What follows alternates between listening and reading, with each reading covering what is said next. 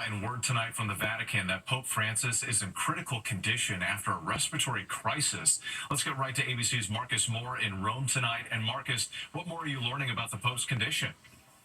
The Vatican says Pope Francis suffered a serious asthma attack and needed extensive oxygen treatment today. He also underwent a blood transfusion to increase the level of red blood cells and platelets in his system. Tonight, the statement is much more concerning than the one the Vatican put out yesterday that had indicated the Pope's condition had slightly improved. Tonight, the Pope remains in critical condition, according to the Vatican, but he is alert and was able to spend part of the day in an armchair. Still, doctors say his prognosis is reserved as Catholics around the globe pray for his recovery.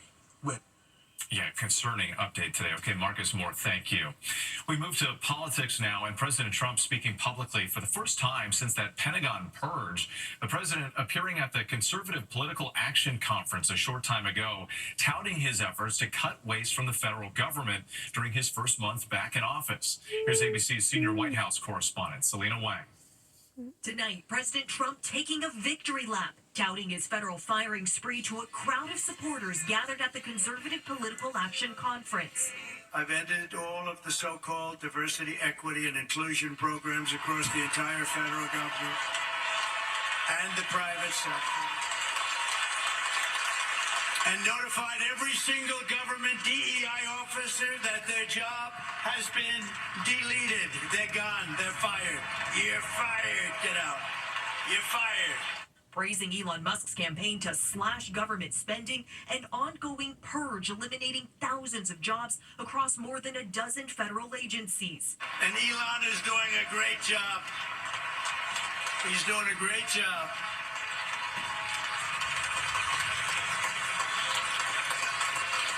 We love Elon, don't we? And tonight, Elon Musk posing a new ultimatum to federal workers: explain what you've done or resign. Posting on X, all federal employees will shortly receive an email requesting to understand what they got done last week.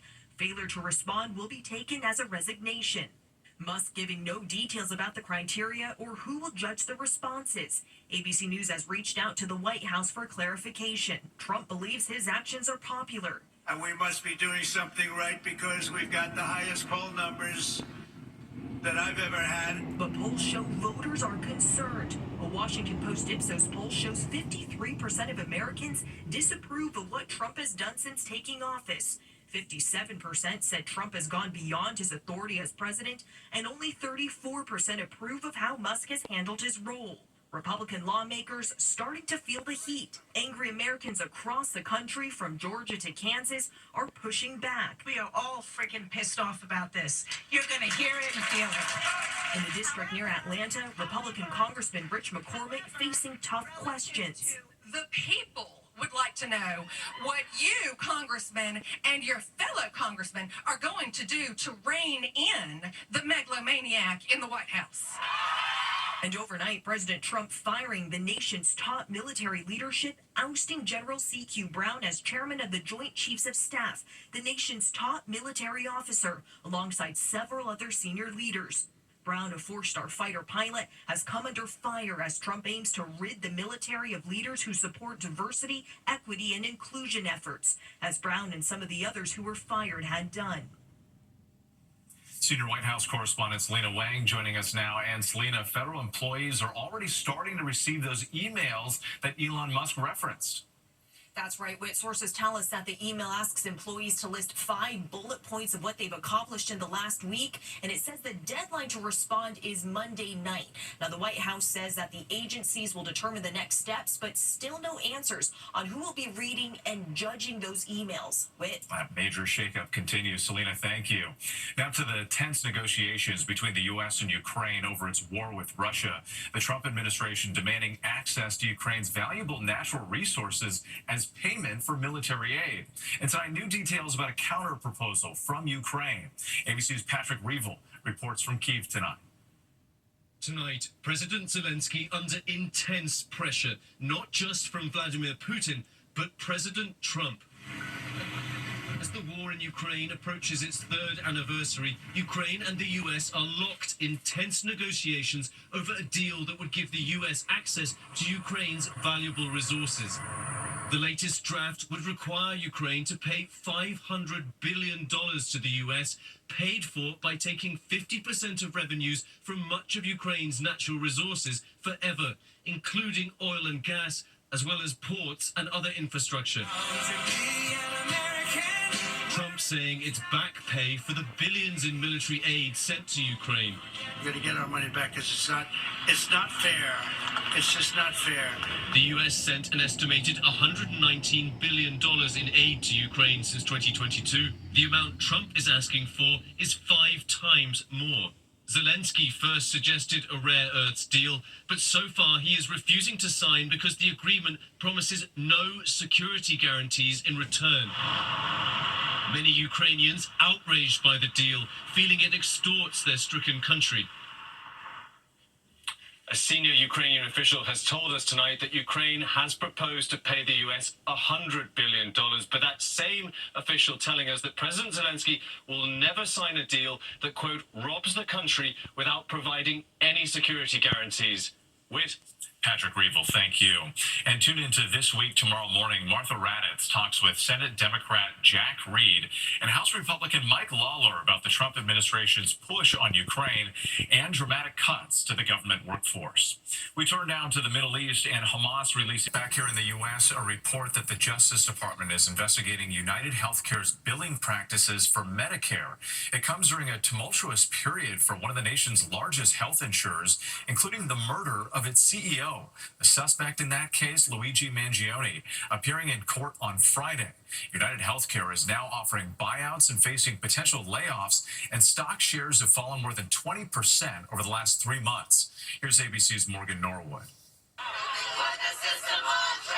Tonight, as Luigi Mangione's murder case moves forward, reports that the Justice Department is now investigating United Health Group's billing practices. According to the Wall Street Journal, the new civil probe is looking into allegations the company profited off false diagnoses. Last summer, the Journal reported United Health added diagnoses to patient records for conditions they weren't treated for, triggering an extra $8.7 billion in payouts to insurers. News of a DOJ investigation sending United Health stocks plunging 7% yesterday, a $30 billion loss in market value. The company calling reports of fraud misinformation. All of this as Luigi Mangione, the suspect accused of killing United Healthcare CEO Brian Thompson, appeared in court, shackled and wearing a bulletproof vest. Luigi! Supporters chanting, signs reading "Free Luigi," others demanding a fix to the healthcare system. After he was arrested in December, Pennsylvania Governor Josh Shapiro addressing supporters of Mangione. In some dark corners, this killer is being hailed as a hero. Hear me on this. He is no hero. Mangione pleaded not guilty to all charges in connection to allegations he gunned down Thompson at the Hilton Hotel in Midtown Manhattan. His attorneys now claiming serious search and seizure issues during his December arrest in Pennsylvania following a multi-state manhunt. Mangione facing life in prison on the state charges, but his federal case carries a potential for the death penalty. That arraignment set for mid-March. And as for that federal investigation into United Health Group tonight, the DOJ declining to comment. With Morgan Norwood, thanks so much. To the economy now, and home sales dropping nearly 5% last month as rising mortgage rates and record high prices are putting off potential home buyers. Consumers are also expressing other concerns about the economy, including high food prices and inflation. Here's ABC's Phil Lipoff. Across the country tonight, stubborn mortgage rates and limited supply sending home sales on a sharp decline.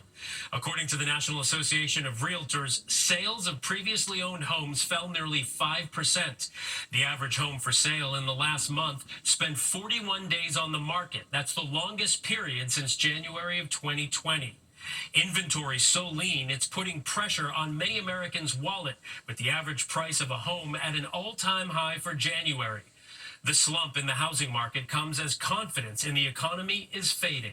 I don't do impulse buys anymore. I can't afford to do impulse buys, so I just come out and get what I need. In the latest Consumer Sentiment Index report, it showed many businesses and families are worried about continued inflation and tariffs on items like groceries, cars, and gas. The report saying consumer sentiment dropped 10%, marking its second straight decline. And major retailers are noticing. Just this week, Walmart, the nation's largest, admitting there are uncertainties ahead. We have to acknowledge that we are in an uncertain time, and we don't want to get out over our skis here. There's a lot of the year to play out. And there is a new poll tonight which says 62% of Americans feel President Trump has not gone far enough yet to reduce the cost of everyday goods. Wait, Philip off. Thank you. There's still much more ahead on World News Tonight this Saturday, including the international effort to help ease America's egg shortage. And concrete falls from the ceiling of a tunnel in Boston. How the weather may have played a role. Next tonight in Boston, teams of inspectors are out looking for cracks in tunnels. That's after a traffic camera captured the moment concrete fell from the ceiling of the Prudential Tunnel on Friday. No injuries reported. Officials blame the freeze-thaw cycle for loosening the concrete. For much of the country, the big chill is followed by a big thaw. The next few days will feel like spring in some places. When we come back, easing the egg shortage. Help is on the way from overseas. To the index now, if you're having trouble finding eggs that you can actually afford, some help is on the way. The country of Turkey has begun shipping eggs to the U.S. to ease the shortage caused by the bird flu outbreak. Turkey expects to send about 33 million pounds of eggs between now and July. That sounds like a lot, but keep in mind the U.S. produced nearly 93 billion eggs in 2022. When we come back, countdown to the Oscars and two young actors on the roles that got them nominated for the first time.